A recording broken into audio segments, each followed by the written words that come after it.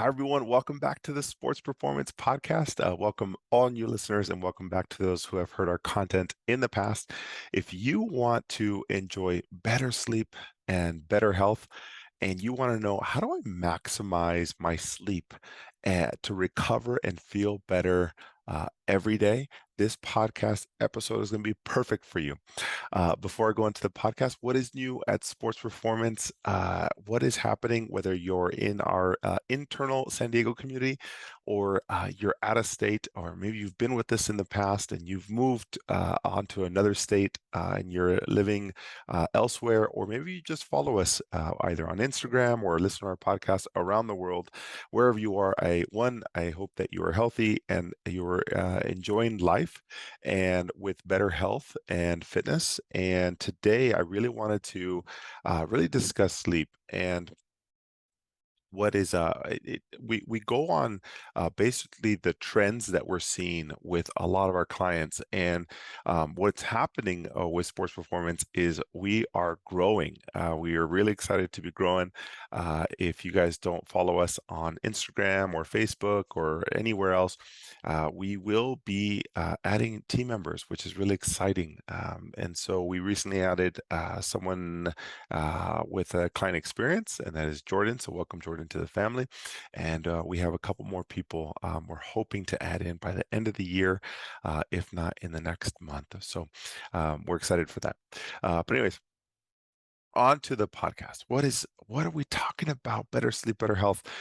Now, fun fact, August is a very, very difficult challenge for people to sleep consistently. And why is that?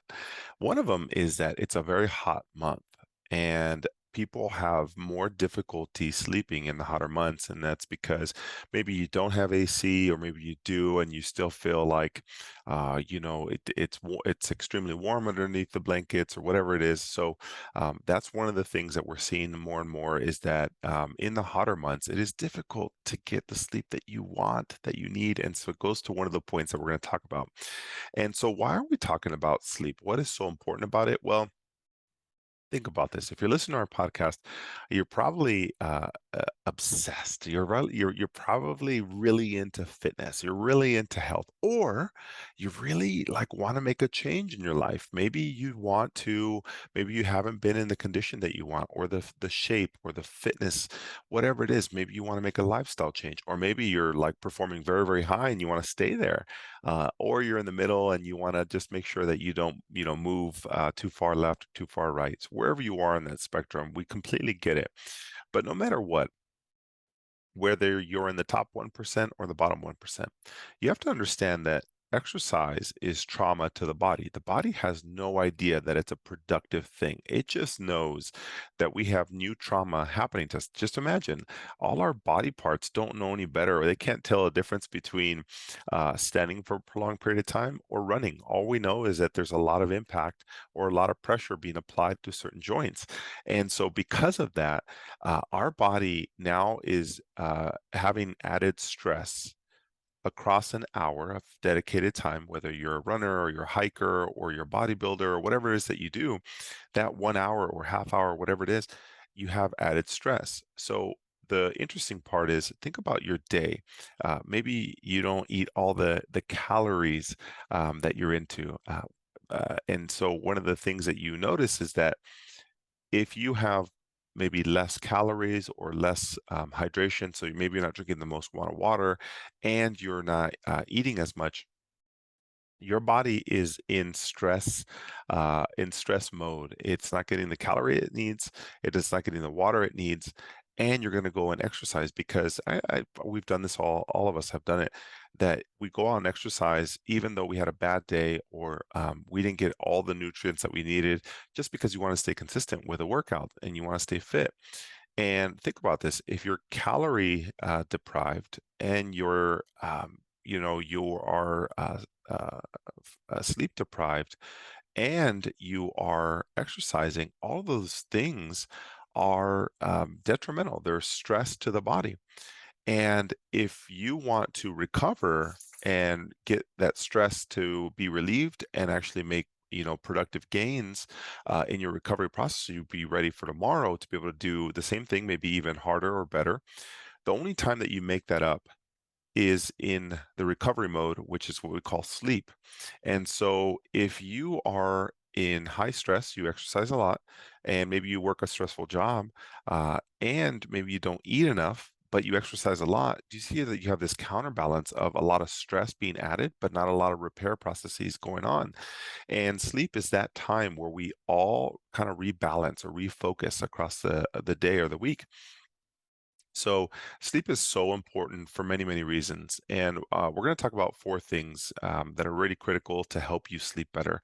But underlying everything, I think you have to understand why it's so important, no matter what. So if you don't know, we have a what we call a cut week at Sports Performance. So we have a calorie deficit, a sodium deficit, and a calorie, oh, sorry, a calorie deficit, a carbohydrate deficit, and a sodium deficit that we do. It started off with just the team members doing it, and we've added more and more, SP family members doing this. And when we do this, it's critical. I'm currently doing this right now. We're doing about 10 days of it. And while we do this, we have a shortage of food coming in, which means that we have to definitely sleep more if that's the case, because that's the only time our body's going to think that, wait a minute, we're in fight or flight mode. I don't want to have to store extra fat. I don't want to have to do all these other things. It needs to recover at night. And so that's just one instance. So we're going to go through a couple things, but just know sleep is so critical to your everyday life and your everyday happiness and the way you feel across the day. And one of my current challenges is to push my sleep dial to the right a little bit, meaning I'm trying to get a little bit more than 8 hours, which is crazy. I looked at my analytics on my Apple Watch, and I'm already 30 to 40 minutes more than I was doing last year, which is great. So now I'm averaging longer, and my goal then is to slightly tweak it to get slightly above 8 hours. So wherever you are, just know everybody's threshold is going to be so different. But let's go on to the topics. Let's see, what are the four things that we can do? Now, this has been an interesting one that we see more and more in that, especially with our modern technology, turning off screens and dimming lights. If you think about this, before technology, before computers, before phones, the only way that we got like the brain to stimulate with light was when the sun was out. And now we have phones and screens, and bright light is what stimulates that brain. So if you think about going to sleep at night and looking at a screen, you're actually increasing the brain stimulation when in reality we're trying to ease everything there, and we don't want to re-stimulate everything that we're working on. So one of the good things that we've implemented in our own household is that we don't allow our kids currently to have a screen time once they enter the bedroom. So what that allows us to do is just have discussions, talk, read, whatever it is, but ultimately there's a wind down time where there's no screens, no brain stimulation. And what that allows us to do, and that takes about 30 minutes right before bedtime for that to all settle in. So that's one thing, but then also maybe using an eye mask is something that you can also do, but basically reducing the stimulation to the eyes. And so ultimately, you're trying to decrease that stimulation. Why? Because you want to be able to get to REM sleep, REM. And that's kind of our deep sleep. So if you use a screen, the longer time it's going to take you to go to sleep. So there's a difference between time in bed and time asleep.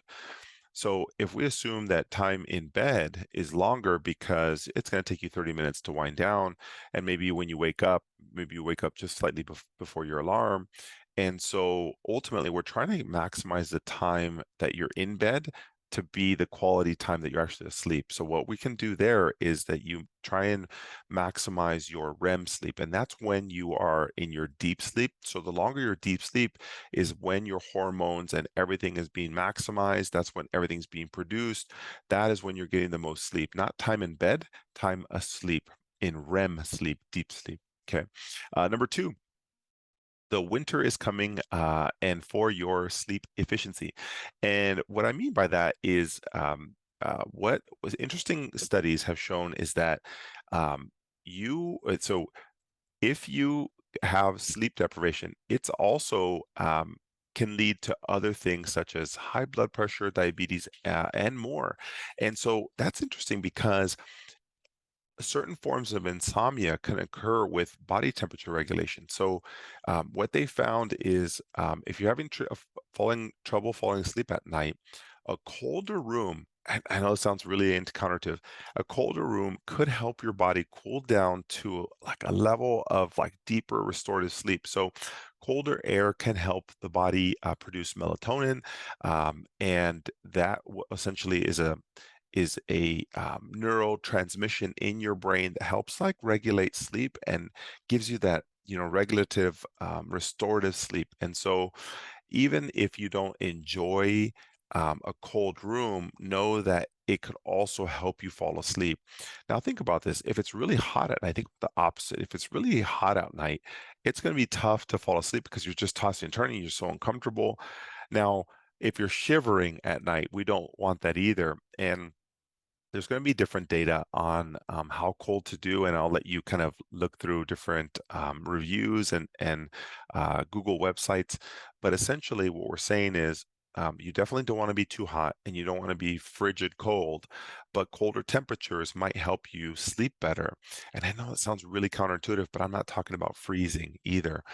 But just know that if you set that temperature just a little colder, that's typically when people have an easier time going to sleep. So that's why the winter comes. When the winter comes, we typically have longer sleep. So think winter and hibernation with bears. Okay, number three, breathing techniques for the parasympathetic state. So here's what we want to do. If you can take your breath to help calm you down, there's something really easy called the 4-7-8 breathing technique. And what you're going to do is you're going to inhale through your nose for a super slow 4 seconds.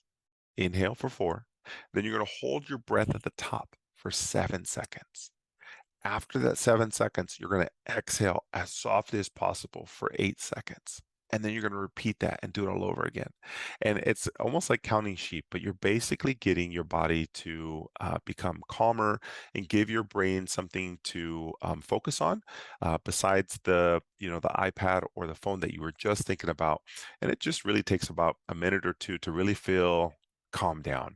And so ultimately what you're trying to do is get your parasympathetic nervous system to engage and get you into a deep relaxed sleep. So think about this.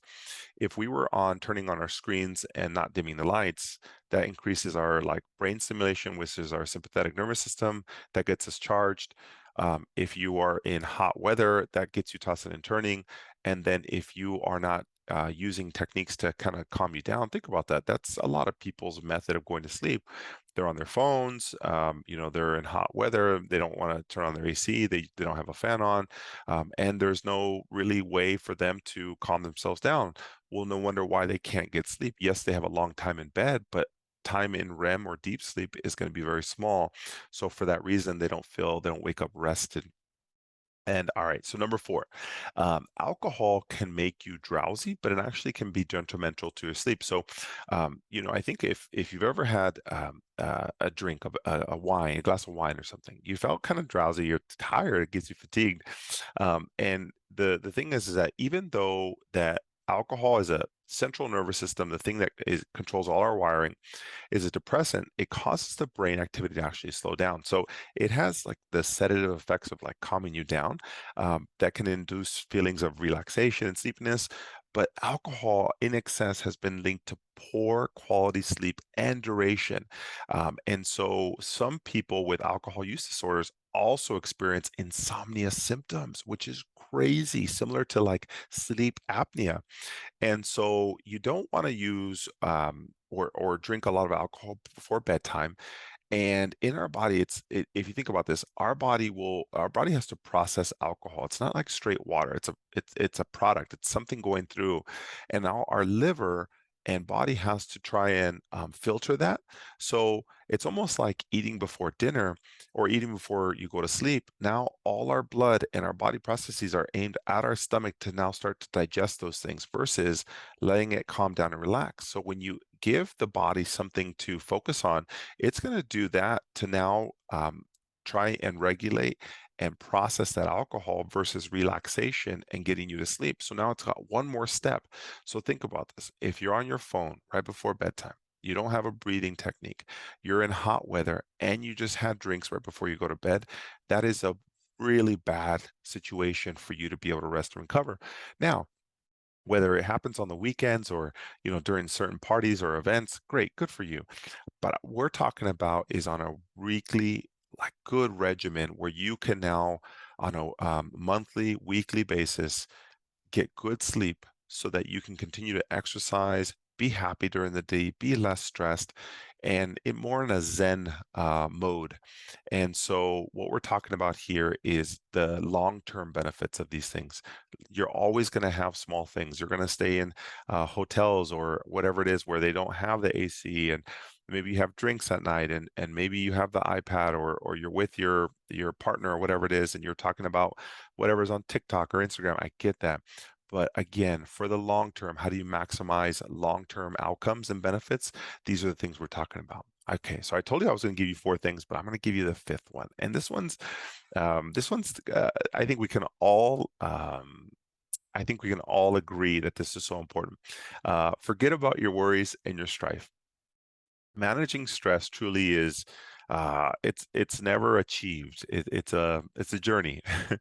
And going to bed angry is never advised, right? You never want to go to bed stressed or angry. And so one thing that you can easily do instead of compartmentalizing that in your head, one of the things you can do is kind of jot that down in a journal or ideally in a written form because we don't want more screen time. So write that down in your journal and it'll be there tomorrow. Like worst case scenario, if you need it, it'll be there versus like having it in the back of your brain and you go to sleep with it. You better believe it's at the top of your brain right before you wake up as well. So one of the things you can do is physically writing it down will actually help reduce the stress, make you be able to sleep better because you know it's there and now you can actually forget about it for the night. Another thing that you can do, and I'm a big fan of this, I love Epsom salt baths. This is a way to like relax and allow your body to just literally soak up and get the tissues to relax. It gets you more zen. So if you were to put a perfect equation. Chris, what does a nighttime routine look like? I think easily cutting your phone off right before 30 minutes before bed. I think doing a quick breathing technique to help you relax. Turn down the AC just a touch. Uh, uh, Reduce alcohol, probably at least 2 hours before bed in an ideal world. And then jot all your bad things or stressful things down and forget about them. Take a Epsom salt bath right before you go to sleep. And then, of course, I'm a big fan of this. Both massage and acupuncture are great methods to just decompress and get your nervous system to relax and enjoy a really good night. So there are times where we call it tax season at Sports Performance, where we're really busy some quarters, and we understand that. And so during that time, you want to plan ahead. And if you know you have your internal tax season, maybe your kids are in school, maybe you have a hard time at work, or maybe you have periods of time at work that you're busy, you want to plan ahead and schedule massages, schedule acupuncture sessions, get PT, whatever it is that you need to plan ahead so that way you're not reactive, you're proactive. And that to me, I think is really what it comes down to really maximize your sleep and recovery. And if you've heard our podcast on when I lost 50 pounds, I think over a course of a year, one of the biggest things that I noticed to really get that last 10, 20 pounds off was to get better sleep. And when my body saw that it was not in shock, that it was normal for me, or it was a slow process to lose 40, 50 pounds, it realized, okay, we're not in fight or flight. You're doing this intentionally.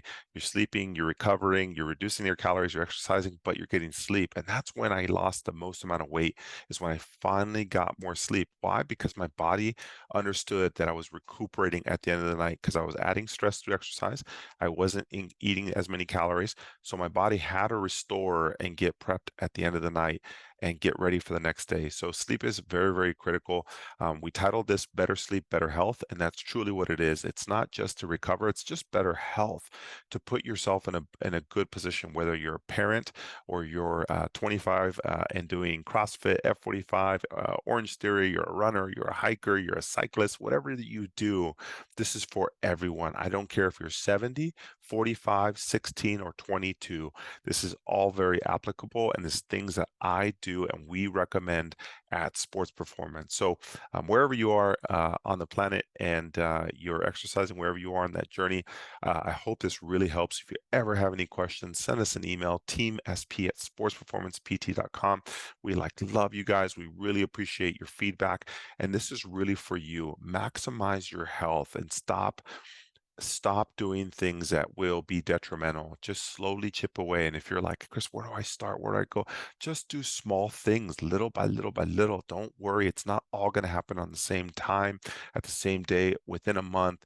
It took me a whole year to lose 50 pounds. So I'm telling you, it can happen. It just takes a little time, and more than anything else, consistent effort. So I hope that helps. We will see you on the next episode, and continue to stay healthy and get your sleep. See you guys.